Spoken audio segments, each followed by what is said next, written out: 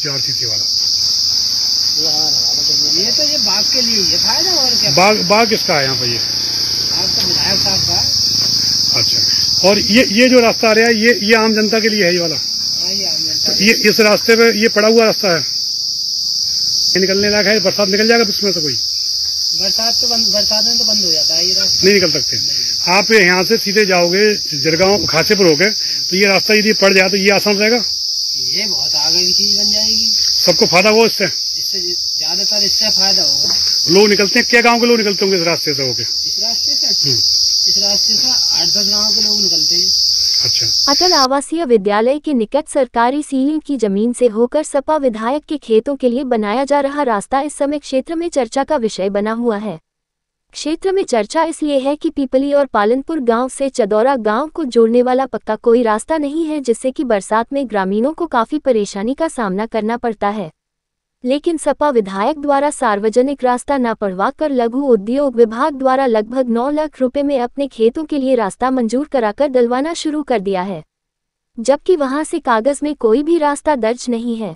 सोचने की बात यह है कि सरकारी पैसे से क्या किसी निजी व्यक्ति के लिए रास्ता डलवाना सही है।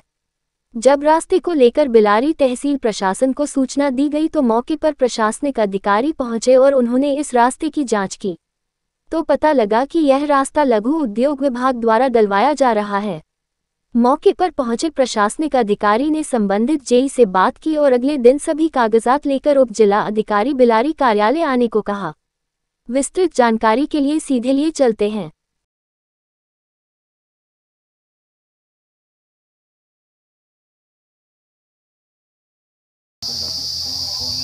हाँ, मुझे पहले ये बता 120 ही है नंबर खाता है, उसके बाद 98 ये नंबर है यामीन। अच्छा यामीन है, उन्होंने बनाने को आपको ठेका दिया है, तो मतलब ठेका मतलब मिस्त्री की देता है। हाँ, मजदूरी पे। अच्छा, नहीं आप लोग अच्छा लघु उद्योग से हुआ है, तो लघु उद्योग से होने के बाद क्या टेंडर हुआ है? अच्छा, टेंडर का कोई आप यहाँ मौके पे आए, यहाँ पे जो सड़क पड़ी है उसमें आपने क्या पाया यहाँ पे?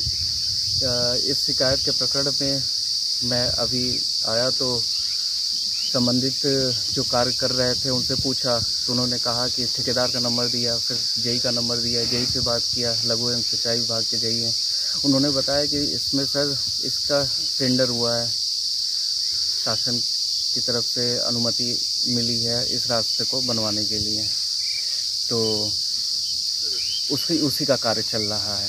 तो ये रास्ता कहाँ से होके कहाँ तक जा रहा है? ये गाटा जो है 98 नंबर है, जो है एल आकार में जा रहा है, ये स्कूल के तक मिलेगा। शायद इसमें सिंचाई विभाग के जेई ने आके पैमाइश करके चिन्हांकित कर दिया है। उस प्रकरण में एसडीएम साहब से उनकी वार्ता हुई है, कल उनको बुलाया गया है तहसील, एक बार आके सर को ब्रीफिंग करेंगे कि हाँ ये कहाँ से कहाँ तक जा रहा है। तो ये कहीं ना कहीं रास्ता विधायक जी की जमीन को भी टच कर रहा है? ये फिलहाल स्कूल को टच करने का है।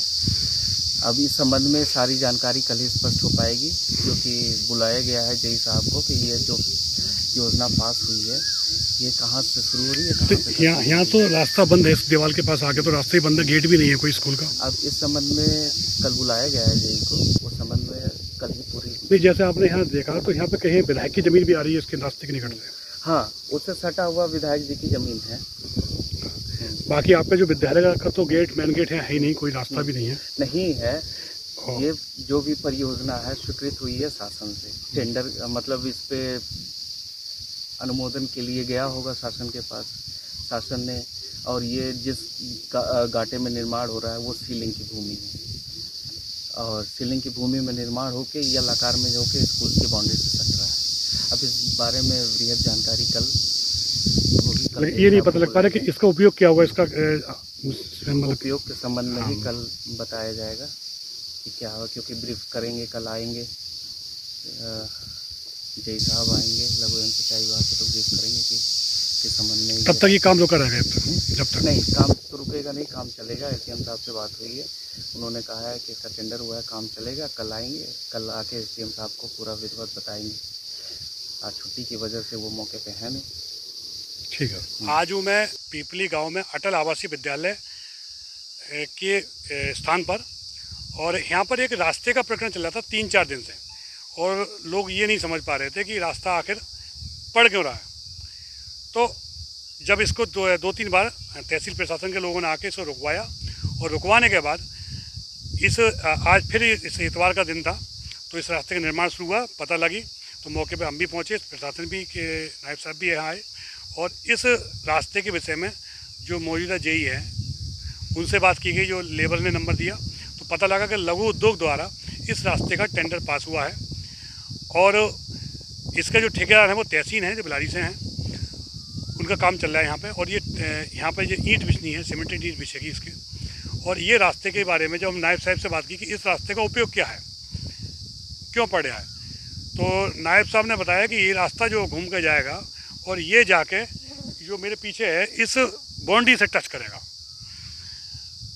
जबकि जो लोगों का कहना है, और यहाँ मैं मौके पर खड़ा हूँ, जहाँ मैं मौके पर खड़ा हूँ, ये मौजूदा सपा विधायक मोहम्मद फहीम उनके परिवार के खेत आते हैं जहाँ मैं खड़ा हूँ इस समय। तो ये रास्ता जो लोगों में चर्चा बनी हुई है कि कहीं ना कहीं रास्ता उनके फायदे के लिए बना हुआ है, क्योंकि विद्यालय जो बना है उससे तो सीधा रास्ता मिला हुआ है शुरू में ही, और उसके बाद कोई अलग रास्ते की जरूरत नहीं है।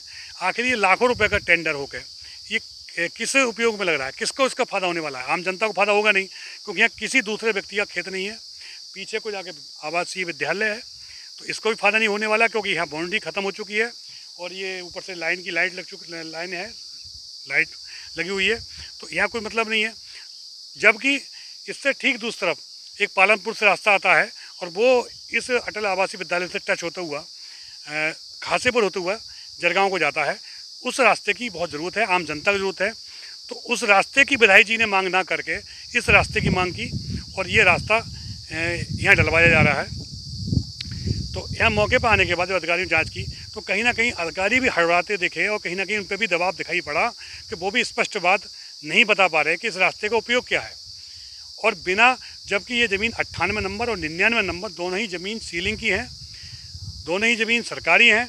तो यहाँ पर ये रास्ता केवल किसी व्यक्तिगत के लिए सरकारी पैसे से सरकारी ज़मीन पे किसी व्यक्तिगत ज़मीन के लिए कैसे पड़ सकता है। मैं पीपली से तेजवंशी राघव, राजधानी 24 के लिए।